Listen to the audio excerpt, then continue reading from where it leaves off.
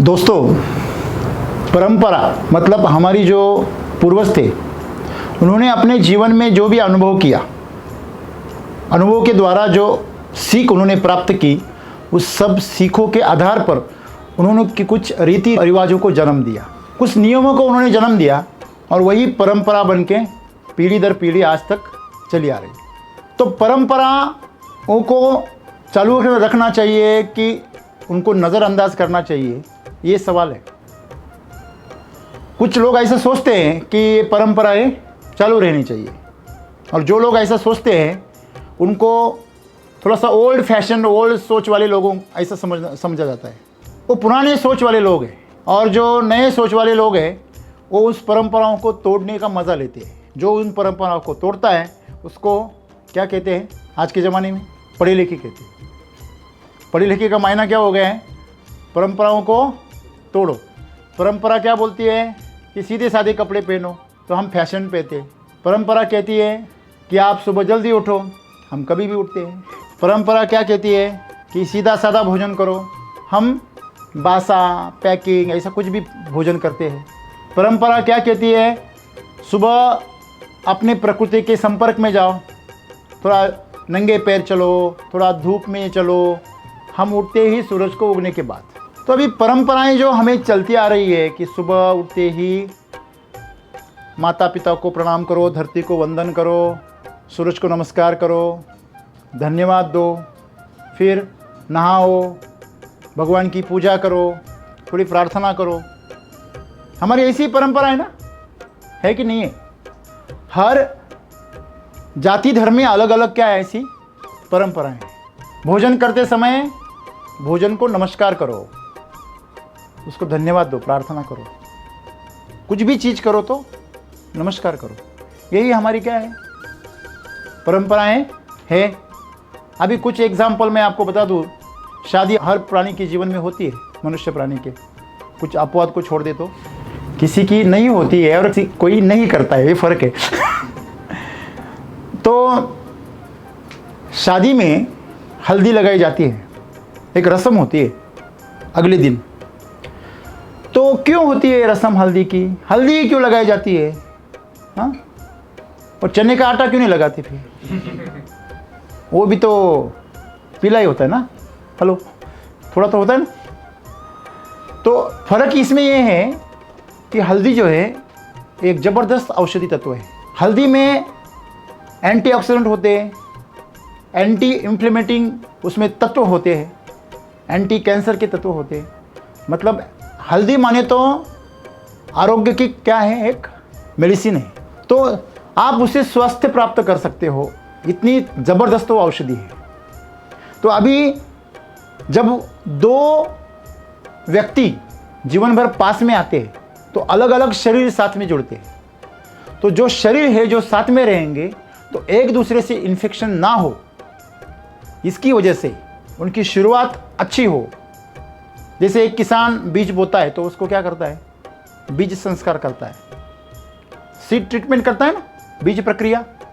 तो वैसे ही इस प्रकृति ने, परंपराओं ने, हमारे पूर्वजों ने दो जीवों को एक साथ मिलाने के पहले उनके ऊपर ये प्रक्रिया की विधि की है, शुद्धिकरण की। तो इसलिए हल्दी का उपयोग किया जाता है, पूरे शरीर पे हल्दी लगाई जाती है। लेकिन आज आप शादी में जाओ, वो तत्व बाजू रह गया है। वो हल्दी लगाने का मज़ा लेते हैं, हल्दी लगा के खुद को शुद्ध करने का उनके दिमाग में कुछ है ही नहीं है। अगर ऐसा होगा तो आप पूरे शरीर को हल्दी लगाओ। लेकिन आज हल्दी कहाँ लगाते हैं? ज़्यादा यहाँ पे और हाथ पे और पैर पे, हो गया काम। ऐसा नहीं है। हल्दी लगाना मतलब पूरे शरीर को हल्दी से लेप करना है। तो शरीर का शुद्धिकरण उसमें बहुत इंपॉर्टेंट है। Antibiotic, anti fungal, anti bacterial, anti viral सभी तत्व उसमें मौजूद है। कोई जख्म हो जाता तो हम क्या लगाते हैं? हल्दी लगाते हैं। अगर पेट में गड़बड़ होगी तो क्या पीते हैं? हल्दी पीते हैं। अगर दिमाग घूम गया तो क्या पीते हैं?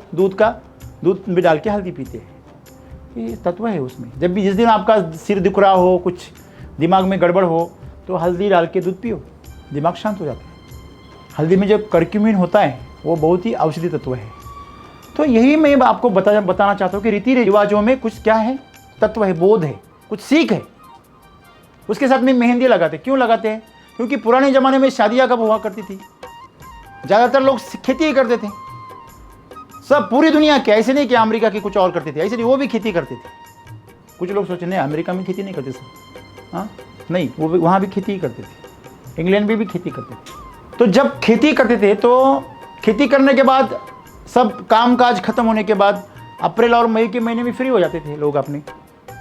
तो उस वक्त वो शादियों के त्यौहार, वो उत्सव मनाते थे, शादियाँ मनाते थे। तो वहाँ पे जितनी गर्मी होती थी ना, उस गर्मी से बचने के लिए वो मेहंदी लगाई जाती थी हाथों में और पैरों में, क्योंकि मेहंदी अपने शरीर को कैसा रखती है, ठंडा रखती है। किसी को अगर कुछ हीट हो जाए ज़्यादा बॉडी, या कुछ ज़्यादा तकलीफ होती है, स्किन में अगर प्रॉब्लम हो रहा है, बहुत ईचिंग हो रही है, इरिटेशन हो रहा है, हीट बढ़ गई है, तो ऐसे वक्त उसको क्या लगाया जाता है, मेहंदी लगाई जाती है। तो मेहंदी का और शादी का वैसे ये दोनों तत्व एक दूसरे से सिर्फ शादी की वजह से नहीं जुड़े हैं, उसके मेडिसिनल प्रॉपर्टी की वजह से जुड़े हैं।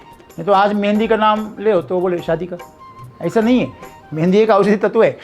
तो ये हम ऐसा क्यों कह रहे हैं, क्योंकि हम परंपराओं के जो पीछे जो ज्ञान है उसको भुला चुके हैं, वो भूल गए, वो गुप्त हो गए, और इसी वजह से हम अभी अंधे कानून बन गए। हाँ, जो भी हम परंपराएं आगे लेके जा रहे हैं वो बस नकल कर रहे हैं। क्या कर रहे हैं, नकल।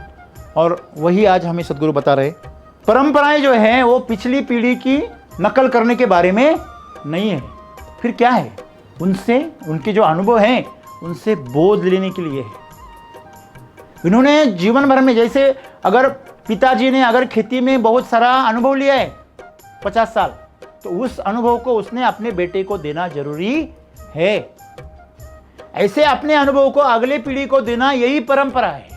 एक पीढ़ी ने उस अनुभव को अगली पीढ़ी को दिया, अगली पीढ़ी ने उसके अगली पीढ़ी को दिया, और ये करते करते करते वो क्या बन गई, परंपराएं बन गई। तो परंपरा एक सुंदर चीज़ है, अगर आप उसको समझो तो उसके पीछे का आप साइंस समझो। हर परंपरा के पीछे कुछ ना कुछ साइंस है, बोध है, ज्ञान है, लेकिन उस रहस्य को, उस ज्ञान को हम भुला चुके हैं, क्योंकि हम बस नकल करते हैं। समस्या परंपराओं को चलाने में नहीं है, समस्या उसकी नकल करने में, ना जानकर उसके बारे में कुछ नहीं जानते आप, और हम ऐसे ही कर रहे हैं। हम सिर्फ प्रतिक्षिप्त क्रिया करके जीते हैं, वही भ्रम है, माया है। आप जी नहीं रहे हैं, आप आपके मन के आदतों के क्या है, गुलाम है। तो नकल का सबसे बड़ा समस्या क्या है मालूम है आपको?